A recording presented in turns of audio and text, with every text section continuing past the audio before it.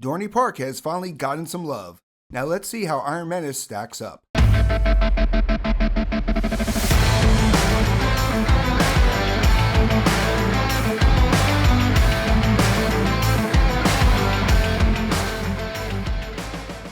Hey everybody, it's Paul from the 125 Roller Coaster Challenge, and today's video is all about the roller coasters at Dorney Park. Now, if you're familiar with Dorney Park, you know that they finally got a new original coaster this year, Iron Menace, after decades without one. Yep, Hydra was the last one all the way back in 2005. Now that the park has got some love, let's see how all 8 of the coasters stand up. Now, each roller coaster gets a score between 1 and 10 on layout, condition, theming, ride experience, and of course, the fun factor. Now, the average score for this section is a 5. Now, let's see how these break down quickly. Here's a blank coaster report card so you can see what we're talking about. When it comes to layout, we're looking for creativity. Is this a layout that we've seen before or something that was made just for the park? Now, condition is simple. Is it being taken care of, or is it becoming so rough that it's unbearable? While we aren't huge fans of theming on rides, did they make an effort or did they just throw a sign on a few things and call it a day? Now, the ride experience has to do with everything you see when you first enter the queue to when you stagger off the ride. While individual ride operators change from day to day, this score deals with the queue layout, the station, getting on and off the ride, and of course the photo booth or store at the end. Finally, the fun factor is pretty simple. Was the coaster actually fun, which is really the whole point of the ride? Once we put all the scores together, we come up with a grade, which breaks down as follows. An A score means we must ride this coaster every time we go to the park. No matter what the lines look like, we will make sure to get a ride or 2 or 3 on every trip. Now, a grade of a B means we gotta ride it. If the lines are long, we're gonna keep checking back time and time again because this coaster is so good, if we miss it, the ride home is gonna be really sad. In school, the grade of a C is average. And for us, when a coaster gets this grade, we're gonna try to ride it. Now, we're gonna check in, but if the line is too long, we can skip it and still have a great day. A D-graded coaster is only considered if there is no line. Yep, it pretty much has to be walk-on for us to consider riding this coaster. And when a coaster gets an E or F, we rode the coaster once, we got the credit, and we're never gonna really ride it again. They might not be bad coasters, but for us, we got the credit, and now it's time for us to move on. Now that we got all that out of the way, let's kick off this video with a true classic, Thunderhawk. When we say classic, we really mean classic. This Philadelphia toboggan coaster is 100 years old, and sometimes it kind of feels like it. Now, the stats are pretty simple, with a length of 2,767 feet, a height of 80 feet, a drop of 65 feet, while their speed is at 45 miles per hour. So what makes Thunderhawk unique? That's a great question. While the original design was a standard up and back coaster, in 1930, it was changed to become a rare figure 8 configuration. This is why it has the stats that you see on the right. Now, the layout and condition are average at 5s, while the theming is a 6, but that is mostly because of all the love this ride is getting because it turned 100. For us, the ride experience is a 4, and the fun factor is average at a 5. Now, this is because we tend to get slammed into the side of the train throughout the ride duration. We have nothing against laterals, but for us, this ride just isn't enjoyable. Overall, this ride gets a D+ because we do ride it when we can walk on, but it's usually an afterthought and not something we really go to plan. So we just discussed the oldest coaster in the park, so it's only fair to talk about the baby of the group, Iron Menace. Brand new for 2024, this new B&M dive coaster is one of the newer mini dive coasters, with 7 riders across instead of 11 or 12 where you find on the 200-foot versions. This coaster is 2,169 feet in length and climbs to 160 feet in the air. The drop is slightly less at 152 feet, and with 4 inversions, this ride hits 64 miles per hour.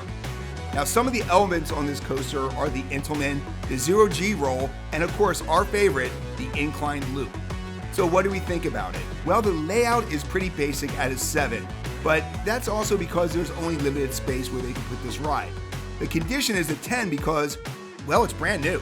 The theming is pretty good with it being a Cedar Fair park, and it anchors the brand new steelwork area of the park. so we're going to give it an 8. The ride experience is great at a 9 with the easy loads and unloading, and the entire fun factor comes in at a 7.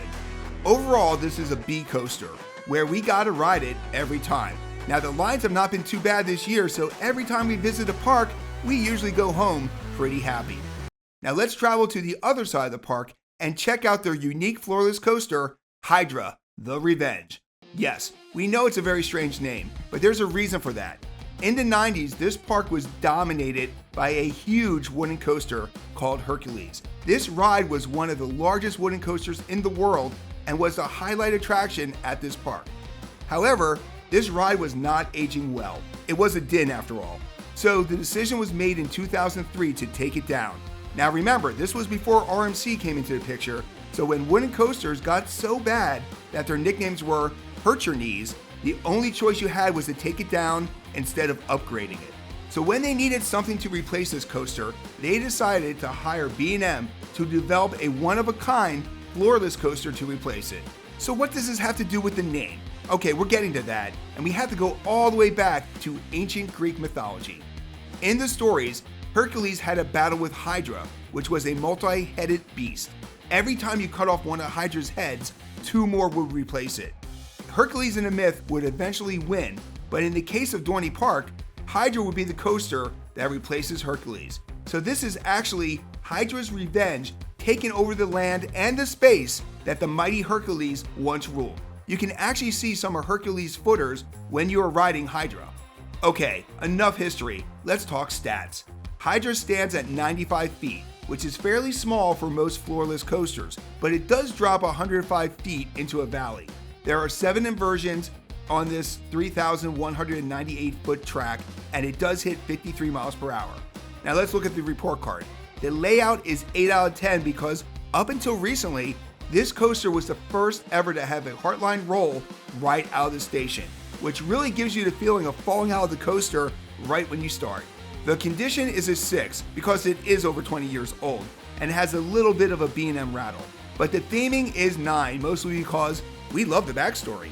The ride experience and fun factor are solid 7s. Overall, for us, it's a C+, where we try to ride it if the line is not too big, but we can skip it. It was a top coaster in the park for us, but in 2024, it has dropped down to the middle of the pack because of Iron Menace and our next coaster, Steel Force. Now, before we start, make sure you like and subscribe to the channel. We drop daily content, and by subscribing and hitting that notification bell, it lets you know about our daily videos. Thanks again for watching this far, and let's jump into Steel Force. Now, if we're going to be honest, we weren't a fan of this coaster for years. Historically, it has been one of our least favorite hypercoasters in our rankings, and we would always joke about how slow this lift hill was. But all that changed this year. Dorney Park has adjusted the coaster program, just like Cedar Fair did with Mamba last year, and the results are amazing. So much so that this coaster is now fantastic. Now let's look at some of the numbers. This is a 200-foot coaster with a 205-foot drop. This is also a very long coaster with 5,600 feet of track, and it flies through it at 75 miles per hour. Now, as for her thoughts, the layout is simple, so it clocks in at a 7. The condition is solid at an 8, and even though the theming is basic, that logo and mascot, we gotta give it a 7. Now, the ride experience in the past would have been below average, but with that change, it's now a solid 9, which makes it a lot of fun now that it clocks in at an 8. This gives Steel Force a solid B+ grade. When in the past we would skip this coaster every visit, it is now right outside of being a must ride every time. Now let's change the pace a bit and check out the park's family/kiddie coaster, Woodstock Express. Now, if you're familiar with the Cedar Fair chain, they tend to use the name Woodstock Express a lot. Seriously, almost every park has one.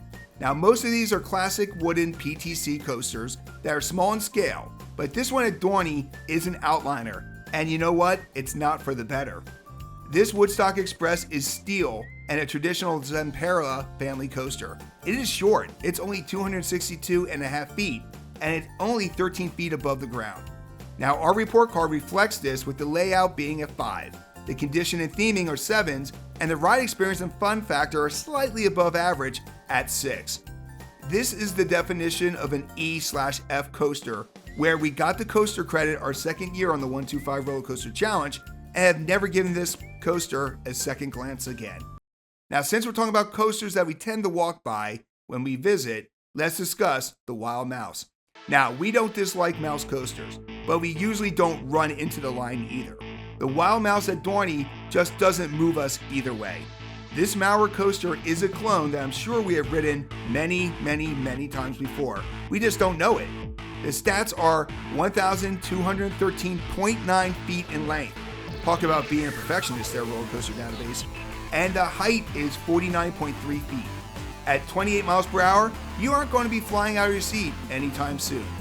For us, the layout is basic with a 6, along with the theming and the ride experience. The condition is slightly better at 7, while the fun factor drops down to a 5. The grade here is a D because we will only ride this coaster with no line, which is actually pretty rare because of their slow operations. We're just not a fan of it. Okay, let's get happy again. Let's talk about our favorite coaster at Dorney Park, Talon, the Grip of Fear. Now, this B&M inverted coaster is always in our top 25 coaster rankings, and even though this ride has been greeting guests at the front of the park since 2001, it really never gets old. Now, looking at the numbers, nothing really stands out. It's 3,110 feet in length, it's a 135-foot hill with a 120-foot drop with 4 inversions and a top speed of 58 miles per hour. Nothing amazing, but it all comes together amazingly. The layout is 9 out of 10, with this invert being the only one we actually consistently get airtime on. While the theming is a 7, it is a cool name, isn't it? Everything else is 9s, with the condition, ride experience, and the fun factor. Now, overall, this is the definition of an A coaster. We start and end most of our trips at Dorney Park with this amazing coaster. No matter the wait, we're going to do it. All right, our final coaster is recycled, like a lot of rides at this park, but we're so glad it's still with us. Starting its life at Geauga Lake in Ohio, when the park closed down, it was shipped to Dorney Park, where it was originally called Voodoo before Six Flags said, not so fast, we own that name. Finally, they got their current name of Possessed in 2009, and this impulse coaster launches you out at 70 miles per hour, up and down 2 spikes. A very unique ride. But what are the grades? Well, the layout is simple with a 6, with the condition, ride experience, and fun factor being 7s. The theming is a bit lower, yeah, it's basically just another sign, and that's at a 5. Now, all in all, this coaster is a C-, where we are going to try to ride it on our way to Iron Menace and Steel Force, but if we skip it, we're okay with that. So there you go, the Dorney Park roller coaster grades for 2024. Now, Woodstock Express is the only one and done, while Wild Mouse and Thunderhawk, basically there's got to be no line. Now, we're going to try to ride Possessed and Hydra if the lines are manageable, but we will wait to jump on our chance to get on Iron Menace and Steel Force. Only Talon gets our complete love every visit. Now, what do you think about our grades? Do you love Iron Menace? Should we have given Thunderhawk a little bit more love? Let us know in the comments section, and once again, thank you for watching. If you love Dorney Park, check out one of our other videos above.